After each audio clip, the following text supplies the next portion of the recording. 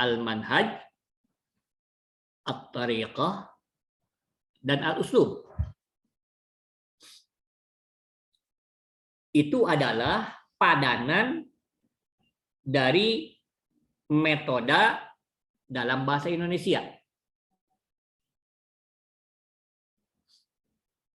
Dalam bahasa Arab, metode itu bisa dikatakan al-manhaj, bisa dikatakan at-tariqah, dan bisa dikatakan al-uslub. Kalau Anda sekalian membaca buku-buku tentang metodologi penafsiran yang dalam bahasa Arab, pasti akan mendapatkan 3 istilah tersebut. Kadang-kadang seorang penulis memakai istilah al-manhaj. Kadang-kadang memakai istilah at-tariqah. Dan kadang-kadang memakai istilah al-uslub. Yang ketiganya adalah metode. Meskipun kalau kita bahas secara spesifik ada perbedaan antara manhaj, tariqah, dan al-uslub. Nah, dalam bahasa Indonesia hanya satu yang digunakan adalah metode. Sebagaimana kita ketahui bahwa bahasa Arab itu sangat kaya. Bahasa Indonesia sangat miskin. Istilah nama singa saja, Al-Asad, itu ada 100 dalam bahasa Arab. Saking kayanya bahasa Arab. Kan? Bahasa Indonesia sangat miskin. Kan? Contoh seperti umpamanya nih. Di dalam bahasa Arab ada istilah al-wujud dan al-adam. Al-wujud padanannya dalam bahasa Indonesia ada. Al-adam tidak ada padanannya dalam bahasa Indonesia. Biasanya orang menerjemahkan tidak ada. Masih lebih kaya bahasa Sunda. Al-wujud aya. Al-adam eueuh. Nah, di dalam bahasa Indonesia tidak ada padanan daripada al-adam. Itu miskinnya bahasa Indonesia. Nah, di dalam bahasa Arab sangat kaya sekali. Seperti tadi, metode itu bisa dikatakan al-manhaj, bisa dikatakan at-tariqah, dan bisa dikatakan al-uslub. Sebagaimana telah dijelaskan bahwa tafsir ditinjau dari segi metode itu ada 2. Yang pertama saya istilahkan al-manhaj al-am, metode umum. Dan yang kedua al-manhaj al-khas, metode khusus. Kan? Al-manhaj al-am, metode umum, al-manhaj al-khas, metode khusus. Nah, untuk sementara di kita nih, di IAT Pasca, al-manhaj al-am itu kita istilahkan dengan at-tariqah. Ketika saya mengatakan at-tariqah, berarti al-manhaj al-am, metode umum. Al-manhaj al-khas untuk sementara bagi kita saja, kita istilahkan al-uslub. Yang sebenarnya al-uslub itu artinya itu adalah teknik. Kan? Teknik itu lebih khusus daripada metode. Nah, meskipun di dalam buku-buku itu masih campur baur penggunaannya. Nah, untuk kita al-manhaj al-am itu adalah at-tariqah, metode umum, al-manhaj al-khas, metode khusus, dinamakan dengan al-uslub. Sebagaimana telah dijelaskan, al-manhaj al-am itu ada 4.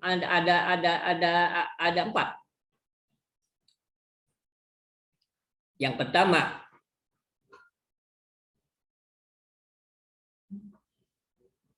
at-tafsir at-tahlili atau al-manhaj at-tahlili. Al-manhaj at-tahlili menghasilkan at-tafsir at-tahlili. Yang kedua, al-manhaj al-ijmali menghasilkan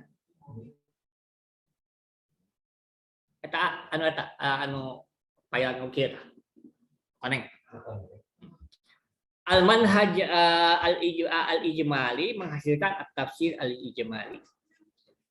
Al-manhaj al-muqaran menghasilkan at-tafsir al-muqaran. Dan al-manhaj al-mawdu'i menghasilkan at-tafsir al-mawdu'i. Di tafsir ditinjau dari segi metode umum ada 4. Tafsir tahlili, tafsir ijmali, tafsir muqaran, dan tafsir mawdu'i. Kemudian al-manhaj al-khas atau al-uslub itu adalah penafsiran masing-masing mufassir sesuai dengan metode khusus dia. Ya. Hah? Ya, Teh. Iya. Jadi metode khusus itu adalah teknik masing-masing mufassir ketika menafsirkan Al-Qur'an. Bisa sama dengan yang lain, bisa beda. Nah, umpamanya Al-Maraghi ketika dia menafsirkan Al-Qur'an, yang pertama menggunakan mufradat. Kemudian yang kedua menggunakan al-ma'na al-ijmali, makna secara global. Kemudian yang ketiga menggunakan asbabun nuzul. Yang keempat menggunakan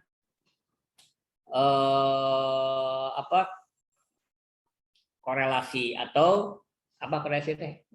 Hubungan munasabah. Iya, munasabah.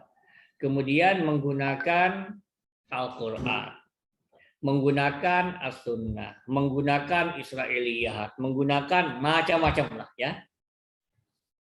Menggunakan bahkan teori simbol, menggunakan tentang balaghah dan lain sebagainya kan. Nah, itu adalah teknik yang sebenarnya metode khusus itu adalah teknik kan. Teknik masing-masing mufassir ketika menafsirkan Al-Qur'an. Nah, hanya istilah teknik di kita tidak populer. Teknik penafsiran ya, tidak populer kan. Yang dipakai adalah metode kan. Nah, metode penafsiran itu bisa metode umum dan bisa metode khusus. Nah, kalau metode umum pasti sama semuanya ketika dia menafsirkan Al-Qur'an sesuai dengan urutan mushaf ditinjau dari berbagai aspek, berarti itu metodenya tahlili. Ketika dia menafsirkan Al-Qur'an dengan penafsiran yang global, berarti ya ijmali. Ketika dia menafsirkan Al-Qur'an mengkomparasikan satu ayat dengan ayat yang lain atau pendapat mufassir satu mufassir dengan mufassir yang lain, nah berarti itu muqaran. Ketika dia menafsirkan dengan berdasarkan tema bukan berdasarkan urutan ayat, berarti itu adalah maudhu'i kan. Pasti sama semuanya. Tapi metode khusus itu antara si mufassir dengan mufassir yang lain itu bisa sama dan bisa berbeda. Tapi kebanyakan berbeda kan, meskipun ada titik-titik sama. Nah, mata kuliah Manahijul Mufassirin kita mengadopsi itu mata kuliah yang ada di Azhar, namanya Manahijul Mufassirin. Dan banyak sekali buku-buku yang menulis tentang itu. Kan? Itu berbicara tentang metode khusus masing-masing mufassir ketika menafsirkan Al-Qur'an. Nah, Anda bisa mengidentifikasi kan Pembangunan tafsir Jalalain, kan? Coba diidentifikasi bagaimana ketika dia menafsirkan Al-Quran. Al-Marozi dia diidentifikasi oleh Anda, kan? Bagaimana ketika dia menafsirkan Al-Quran secara rinci, kan? Memang ini masalahnya sangat sempit sekali, tetapi sangat perlu sekali, kan? Kenapa? Karena kita akan tahu nanti bagaimana Al-Qurtubi menafsirkan Al-Quran, bagaimana Fakhrul Razi menafsirkan Al-Quran, bagaimana Az-Zamakhsyari menafsirkan Al-Quran, bagaimana Al-Marozi menafsirkan Al-Quran, sehingga nanti akan kelihatan perbedaannya di antara mufasir tersebut, termasuk para mufasir yang ada di Indonesia, kan? Bagaimana Hasan As-Siddiqi menafsirkan Al-Quran, bagaimana Hamka menafsirkan Al-Quran, bagaimana Quraisy menafsirkan Al-Quran, dan seterusnya dan seterusnya. Itulah inti dari Manahijul Mufassirin. Nah, ketika Anda nanti membuat makalah itu, intinya itu, kan? Penafsiran Al-Quran yang dilakukan oleh masing-masing mufassir secara spesifik. Itu barangkali sebagai pengulangan apa yang telah dijelaskan oleh Bu Eni. Silakan kalau ada permasalahan tentang ini aja dulu. Halo, Abdul Rahman. Ya, Pak. Silakan kalau ada permasalahan. Nah, baik. Terima kasih Pak Prof atas waktunya. Ya. Sudah lama ingin kuliah dengan Pak Prof. Alhamdulillah hari ini diberikan kesempatan. Itu Pak, beberapa hari, 2 minggu ke belakang memang kami sudah mengerjakan manhaj tafsir. Kalau saya sendiri dengan Kang Rumi itu tafsir Al-Qurtubi. Ya. Namun kami mendapati Pak, di dalam tafsir Al-Quran itu, khususnya Al-Qurtubi, adanya inkonsistensi gitu Pak. Kalau misalkan Al-Qurtubi menafsirkan Bismillahirrahmanirrahim, uslub yang dipakainya itu pertama misalkan mengemukakan permasalahan. Di sini ada 10 permasalahan. Lalu diungkapkan, tapi di tempat yang lain kadang ada kajian yang lain. Jadi setiap ayat itu Pak ternyata ada kebaruan, kemudian ada yang kurang dan sebagainya. Sehingga kalau dilihat adanya inkonsistensi. Nah, apakah ketika dalam penafsiran itu ada inkonsistensi tersebut itu bisa disimpulkan secara istilahnya simplistis gitu Pak, bahwa Al-Qurtubi itu menempuh uslub 13 poin, 1, 2 sampai 13. Nah, apakah boleh seperti itu Pak? Nanti kesimpulannya atau bagaimana? Iya, saja, iya begitu. Jadi begini, fase ini adalah fase latihan bagi Anda sekalian, kan? Jadi yang sebenarnya kalau umpamanya dengan serius kan, ketika mengkaji metode masing-masing mufassir itu tidak cukup 1 tahun 2 tahun. Nanti bisa dari dengan bentuk tesis atau bentuk disertasi. Nah, ini hanya untuk sepintas saja, kan? Nah, apa yang Anda tangkap dari umpamanya Al-Qurtubi, kan? Nah, apa yang Anda tangkap dari metode Qurtubi ketika menafsirkan Al-Quran. Nah, sekarang umpamanya Anda mendapatkan 13 poin, tidak apa-apa. Kan? Untuk sementara tidak apa-apa. Kan? Nah, pertama Al-Qurtubi menafsirkan dengan menggunakan anu. 2, Al-Qurtubi menafsirkan dengan menggunakan anu. 3, menggunakan anu. 4, menggunakan anu. Kan? Nah, tidak apa-apa. Silakan saja. Nah, diidentifikasi oleh Anda, kan? Sebatas apa yang Anda ketahui sekarang, kan? Lain lagi nanti kalau umpamanya dikembangkan menjadi tesis itu harus lebih dalam lagi, kan? Yang penting sekarang Anda mengetahui spesifikasi Al-Qurtubi ketika menafsirkan Al-Qur'an, kan? Nanti ketika Anda mendapatkan informasi tentang mufassir lain, nanti kan akan kelihatan perbedaannya. Kan? Al-Qutubi itu menggunakan 13 poin, kan? Nanti umpamanya Fakhrul Razi itu menggunakan berapa poin, ya kan? Dari meskipun umpamanya nanti poinnya sama umpamanya dari pertemuan yang si A dengan si B, nanti ada persamaan dan perbedaan. Ya. Ya begitu Abdul Rahman. Abdul Rahman bukan yang urusan. Iya, iya, Ya. Pak. Iya. Siap. Yang penting sekarang Anda mencoba meneliti, Abdul Rahman mencoba meneliti kitab Al-Fakhrul Razi, kitab apa? Al-Qutubi. Nah, kemampuan Abdul Rahman coba diidentifikasi teknik apa, metode apa yang digunakan oleh Al-Qutubi, kan? Nanti kita diskusikan, kan? 1 menggunakan anu, 2 menggunakan anu, 3 menggunakan anu, 4 menggunakan anu, dan sebagainya. Kan? Jadi sudah kedapatan berapa?